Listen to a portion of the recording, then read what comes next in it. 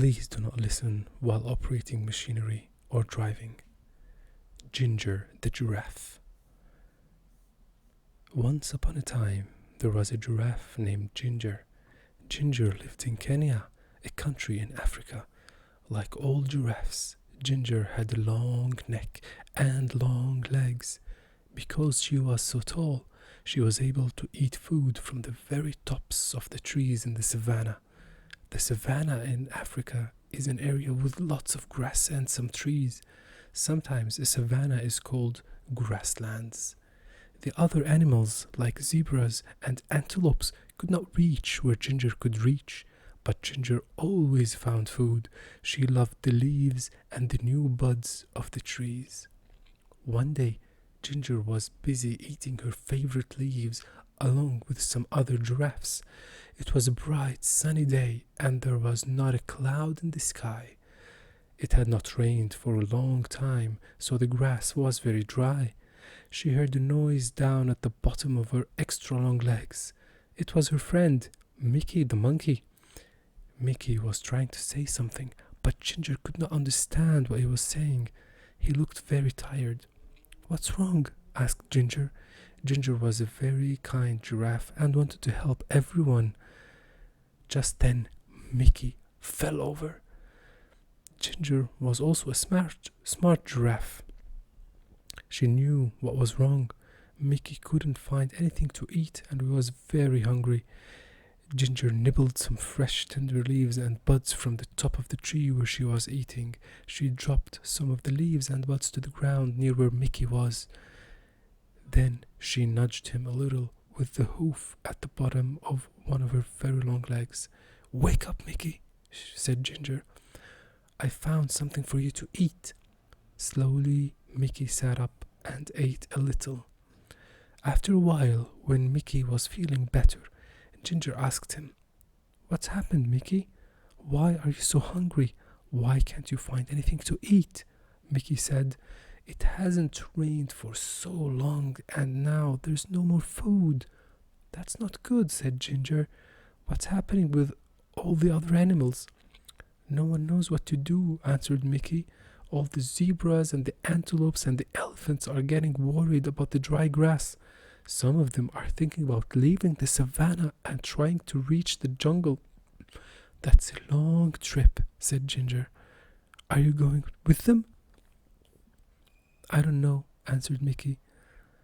"What do you think we should do?" Ginger thought for a while, and then suddenly she had a good idea. "We should go talk to Leo the lion. He is the smartest animal in the savannah." Mickey was too tired to walk, so Ginger invited him to ride on her back. "Hold on tight to my neck," said Ginger. "There's a lot to hold on to," joked Mickey. Ginger laughed. "You're right. I've got the longest neck in Africa." So they started their journey across the other side of the savannah to look for Leo. Ginger and Mickey were in luck. Leo was sitting up on a rock, and he was really easy to see as they walked through the grass. "Hi, Leo," they both shouted. Leo had been napping and was a little grumpy when they woke him up. But he was polite and said, "Hello, Ginger and Mickey. Why did you walk the whole way across the savannah? Just to wake me up?" But he was joking. He had a smile on his face. "Mickey says that there is no food left on the savannah because it's been so dry," said Ginger. "Do you have any ideas?" Leo thought for a while. He said, "There's nothing we can do about the rain. It will come soon, but we can't be sure until it will arrive.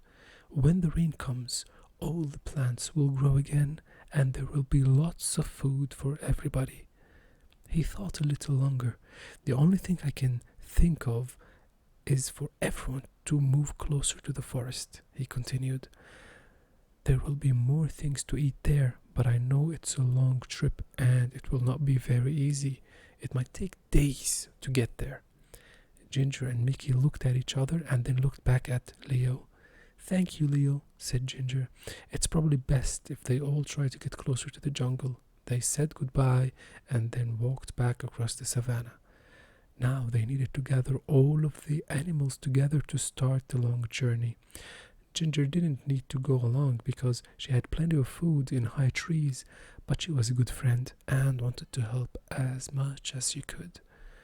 They walked toward her favorite trees, and guess what she and Mickey saw? All of the animals were already gathered there and waiting for Ginger and Mickey. "Why are you all here?" asked Ginger.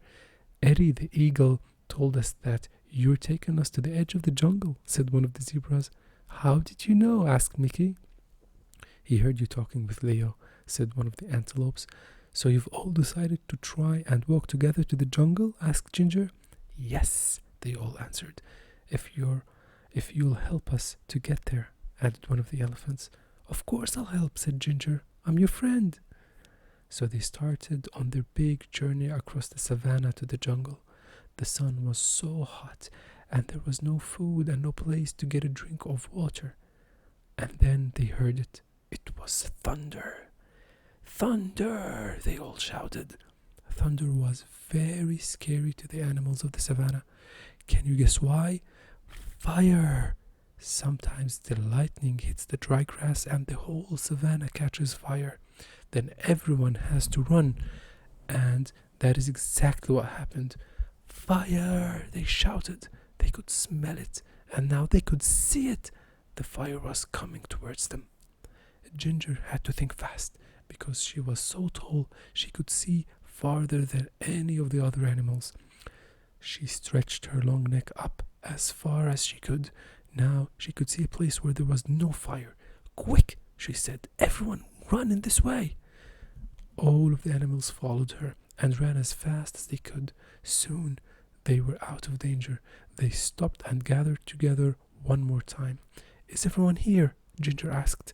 She wanted to make sure they were all safe. All the animals looked around. They were all there. And then the most wonderful thing happened. "I felt a drop," said the zebra. "Me too," said an antelope. It was rain. Finally, everyone was happy. It started to rain a little more and then a little more. The rain put out the fire so they didn't have to run.